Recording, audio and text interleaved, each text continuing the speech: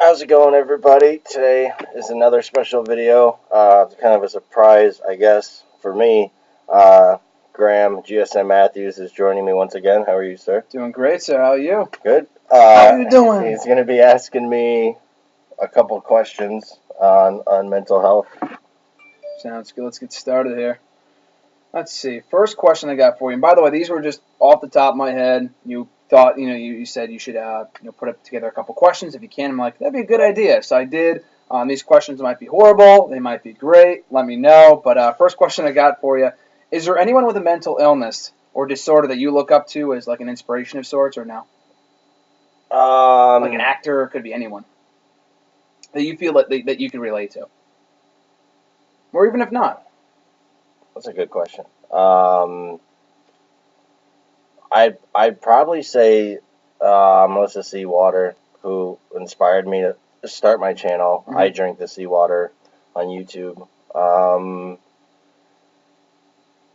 I don't know if Kurt Cobain. I know Kurt Cobain had depression, but he was always not a role model, but an inspiration to me as far as music. Mm-hmm. I don't really,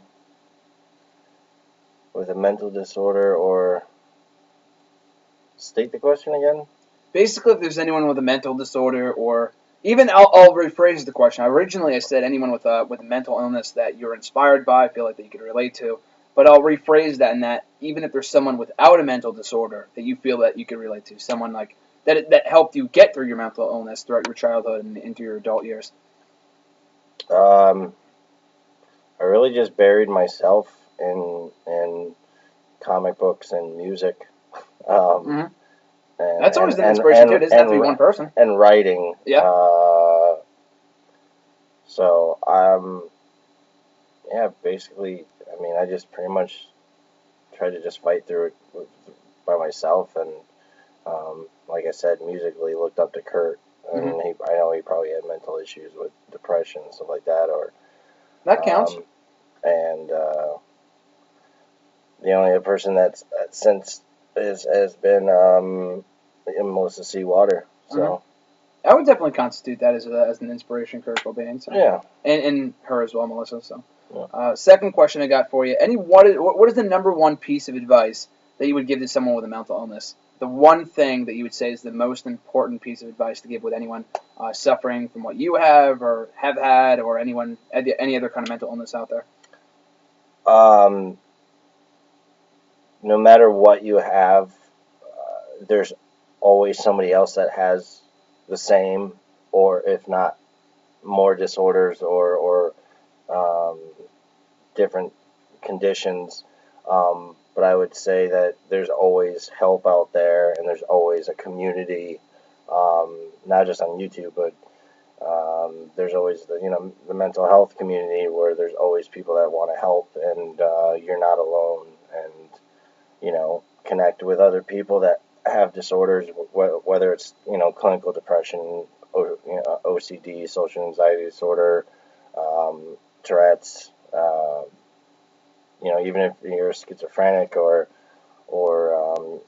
you like to cut yourself, or your self-harm, self-injury, there's always somebody there that can relate, and there's always somebody out there to help. So I'd say just don't give up, and do it alone, because it's so much harder to do it by yourself. So Don't give up, and you're never alone. yeah. Very solid piece of advice. Yeah. Good stuff. Good stuff. I didn't know you were as inspirational. You're inspiring me right now. Third question I have for you: does being around certain people make it easier for you to deal with your illness? Like I know we've talked about in past videos. I know you've mentioned in past installments of these Q&As that when you're around customers, sometimes it's a little different than having been around someone like myself, or a coworker, or someone that you're familiar with. So what's that like for you? If it's a customer, it's if they're, I don't want to say approachable, but if they come off in a positive way, then it's not that bad. Mm-hmm. Ticks are random. I just recently was working with somebody else, one of our other female staff, and I started having tics, and this kid asked me, which has happened before, where he's like, is there something medically wrong with you? And he didn't say it in a polite, nice way. Mm-hmm. He was just young and stupid, and he just came across very rude. Um, there's also there's actually a customer who comes in who's got Tourette's, and when I wait on him, it's kind of like we feed off of each other, if that makes sense. Where Oh, yeah, if definitely. he's ticking, it makes me tick, and And he realizes that. and yeah, because I asked him, and I wasn't trying to be rude, Yeah. and I asked him, and he said, yeah, I do, and I'm like, I do as well, so I understand, because he was apologizing for taking so long ordering. And I said, don't worry about it. I totally understand. It really depends on the kind of person. I mean, obviously, if it's a stranger, it's harder. But if it's like family or something, it's okay. But I mean, um, it just depends on how I am that day. If I'm battling with the depression really bad, or the Tourette's, or whatever is going on Mm-hmm. at the moment. But it waxes and wanes around certain people. If it's somebody that we're going to kick out or something like that, Mm-hmm.